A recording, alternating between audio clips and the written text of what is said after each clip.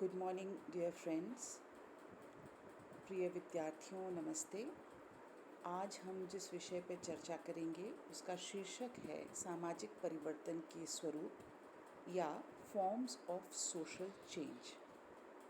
मेरा नाम सुप्रिया सेठ है। मैं एसोसिएट प्रोफेसर हूँ गवर्नमेंट आर्ट्स कॉलेज कोटा में। ये टॉपिक एमए प्रीवियस के सिलेबस से लिया गया है जो कि यूनिवर्सिटी ऑफ कोटा का सिलेबस है।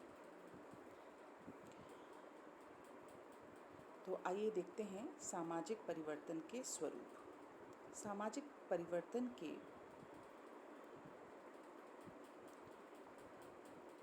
अवधारणा को कई प्रकार से कई अलग अलग लोगों ने इस्तेमाल किया है। Social change, the term is used in very different ways by different people in different contexts. According to International Encyclopedia of Social Sciences, the term social change refers to important changes in social structure or mutual social behavior. Encyclopedia of Social Sciences कहती है कि सामाजिक परिवर्तन वह महत्वपूर्ण का अभिप्राय उन महत्वपूर्ण परिवर्तनों से है जो कि समाज की संरचना में होने वाले परिवर्तन हैं या सामाजिक व्यवहारों में होने वाले अंतर संबंधों में होने वाले प्रमुख परिवर्तन हैं। It is universal. इसकी विशेषता ये है कि ये यूनिवर्सल है, सार्वभौमिक है। हर देश, हर काल, हर परिस्थिति में सामाजिक परिवर्तन होता है। It is constant. ये सदैव होता रहता है, कभी रुकता नहीं है, चाहे उसकी गति धीमी हो जाए या उसकी गति तीव्र हो जाए, लेकिन यह सदैव घटित होता रहता है। We will discuss here by various forms of social change. आइए हम सामाजिक परिवर्तन के विभिन्न स्वरूपों पर विचार विमर्श करें।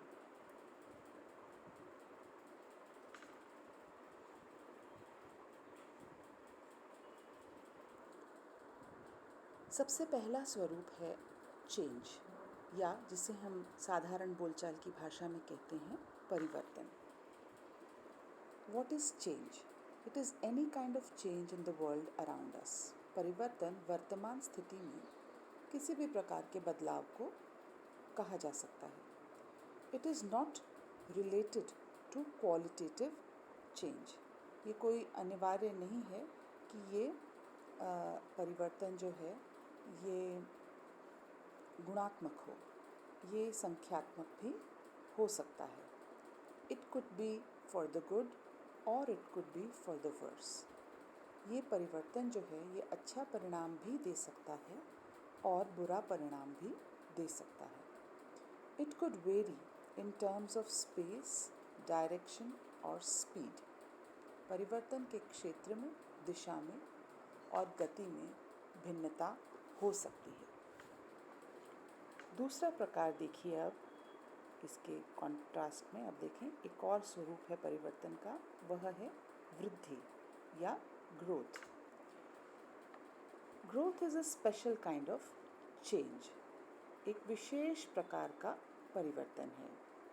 It has a specific direction.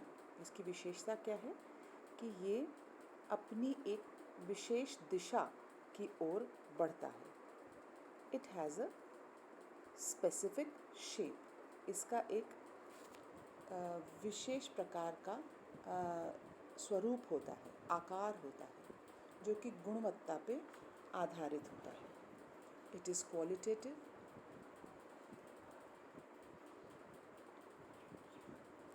गुणवत्ता पे आधारित होता है, जैसा मैंने कहा। It has a measurable speed. वृद्धि एक गति होती है, अर्थात वृद्धि मंद गति से हो सकती है और तेज़ गति से भी हो सकती है। And the speed can be measured in terms of growth rate. वृद्धि की दर को भी दर्शाया जा सकता है। The growth rate can help us understand the size of society. एक समाज के जनसंख्यात्मक ढांचे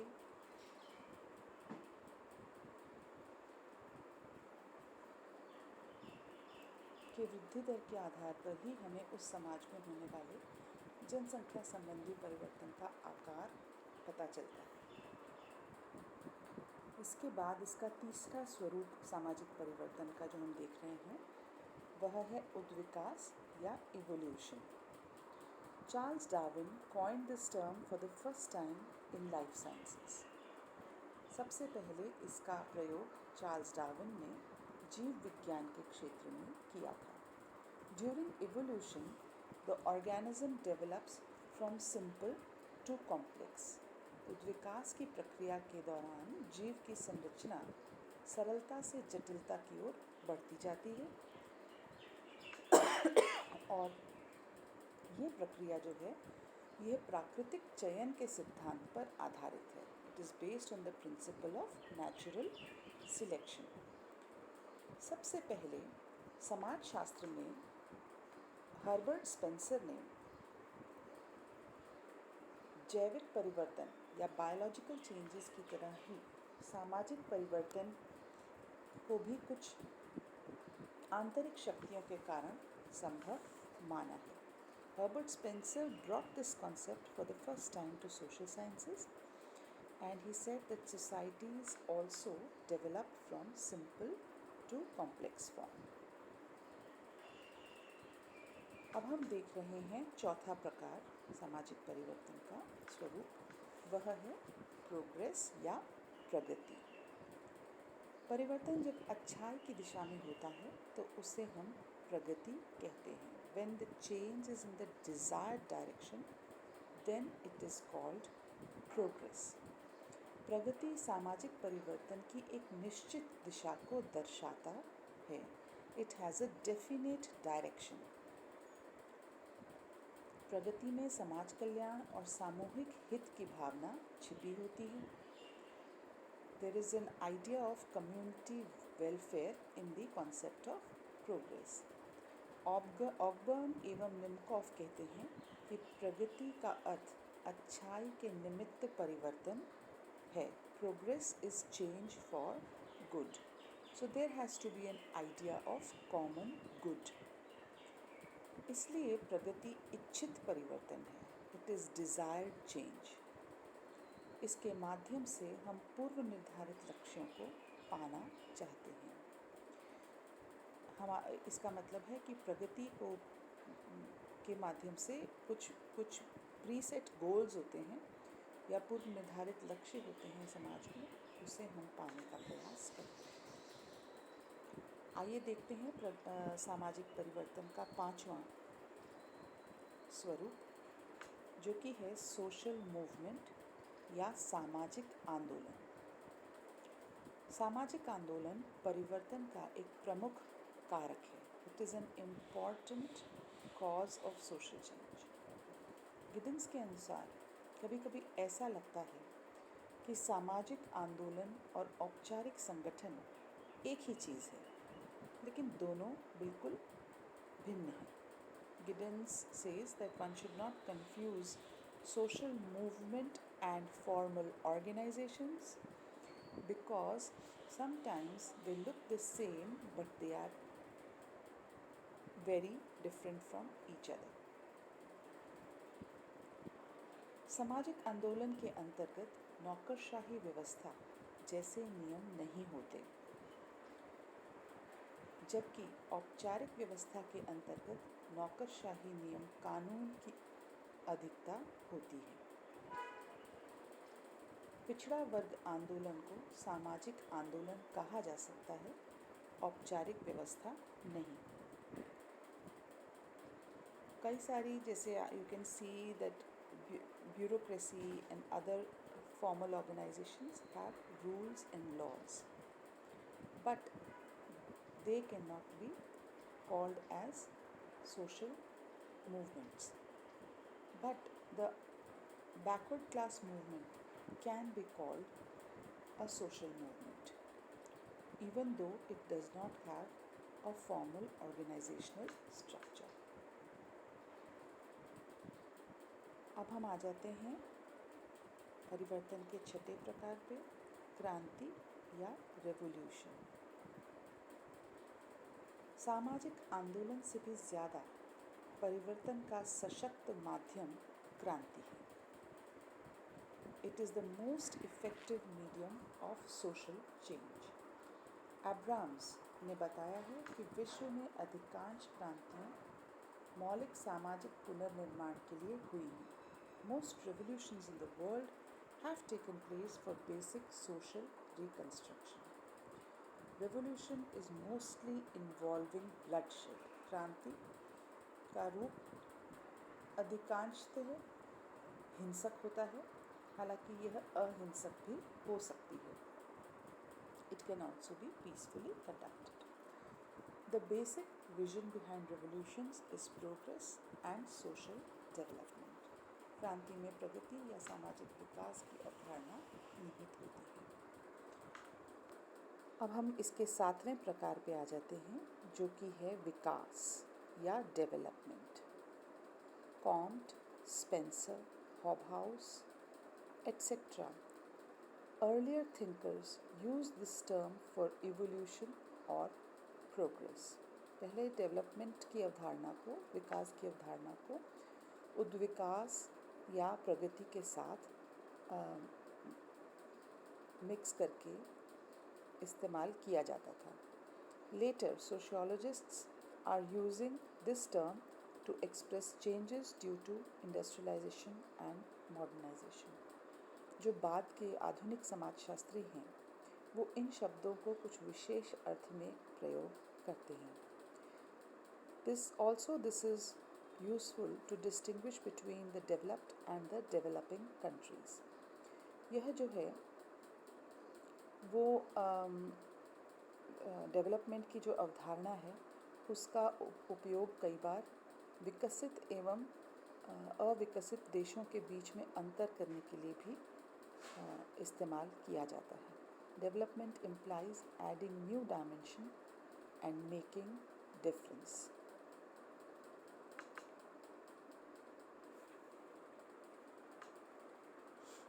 अब आ जाइए इसके 8वें प्रकार पे, जिसे हम कहते हैं ट्रांसफॉर्मेशन, सोशल ट्रांसफॉर्मेशन.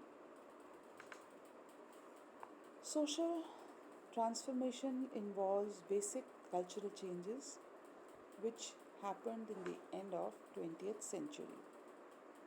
20वीं शताब्दी के अंत में मूलभूत सांस्कृतिक परिवर्तन जो हुए उन्हें रूपांतरण के रूप में देखा जा सकता है. Post modern culture based on multidimensional information technology is giving rise to a new social order. परिवर्तन की स्थिति को सांस्कृतिक रूपांतरण कहते हैं. उत्तर आधुनिक संस्कृति बहुव्यापी संचार माध्यमों से युक्त वैयक्तिक पसंदगी पर आधारित एक नवीन घटना है. The postmodern culture, which is based on multidimensional information technology, is giving rise to a new social order.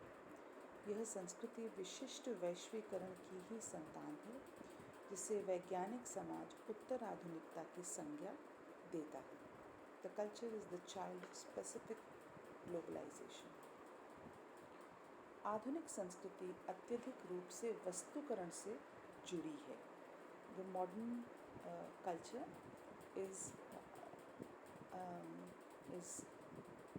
connected with material culture, जबकि उत्तर आधुनिक संस्कृति और भी अधिक वस्तुकरण के रूप में उभरी है. There is even a higher level of commodification which is involved in the postmodern culture. इस प्रकार सांस्कृतिक रूपांतरण सामाजिक परिवर्तन का एक प्रभावी कारक है.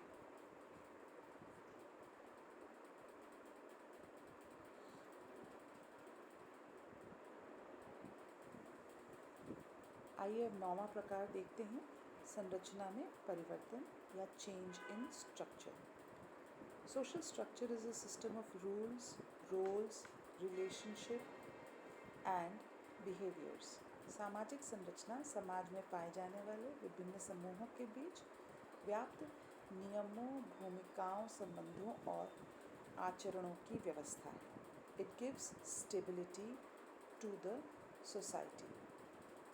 यह समाज को एक विशिष्ट रूप provides character to the society, विशिष्ट रूप प्रदान करती है, और स्टेबिलिटी टू द सोसाइटी, स्थायी बनाए रखती है। जब सामाजिक संरचना से संबंधित नियमों, भूमिकाओं, मूल्यों और आदर्शों में परिवर्तन होने लगता है, when these rules, roles, relationships and behaviors change, it is called social structure. Change in social structure. तो संरचना में परिवर्तन कहलाता है. Due to the influence of West, many changes have occurred in various aspects of Indian culture. पश्चिमी संस्कृति के प्रभाव से भारतीय सामाजिक संरचना से बहुआयामी परिवर्तन हुए हैं, जहां लोगों की प्रस्तुति और भूमिका में उच्चता आई है और वहीं उनके मूल्यों तथा आदर्शों में निरंतर कमी आ रही है. इसके बाद आ जाते हैं हम, इसका आखिरी प्रकार है चेंज ऑफ स्ट्रक्चर. इसको देखिए आप, ये चेंज इन स्ट्रक्चर है, संरचना के भीतर होने वाले परिवर्तन हैं. ये चेंज ऑफ स्ट्रक्चर है, संरचना पूरी ही बदल जाने की स्थिति है. In many societies social structure is constantly undergoing change. हर वक्त परिवर्तन के दौर से सामाजिक संरचना गुजर रही है. Change is the basic requirement of every society. प्रत्येक समाज की मौलिक आवश्यकता है परिवर्तन. It occurs due to social development. Change क्यों होता है? सामाजिक विकास की प्रक्रिया के परिणाम स्वरूप उत्पन्न होता है. This brings about change of the social structure. इससे सामाजिक संरचना का परिवर्तन और समाज के क्रियाकलापों के बीच में परिवर्तन देखने को मिलता है. Morgan, Spencer and Henry Maine have said that every society has to pass through sequential changes and stages of progress while moving from simple to complex. Morgan, Spencer और हेनरी की परिभाषा है, प्रत्येक समाज को सरल से जटिल रूप धारण करते हुए क्रम, परिवर्तन और प्रगति के चरणों से गुजरना पड़ता है.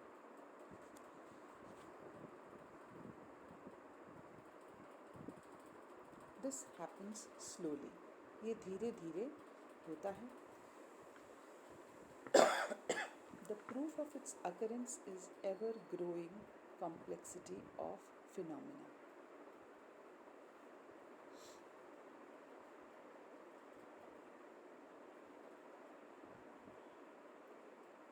Sometimes one can also see change from complex to simple. Karl Marx has said that after revolution, the modes of production change and also the outer structure of society. Karl Marx के अनुसार क्रांति के बाद समाज में उत्पादन का ढंग और उसके साथ बाहरी ढांचा भी बदल जाता है. That's it. So today we saw the 10 forms in which social change occurs. We will be very soon dealing with each form of social change separately in the forthcoming days.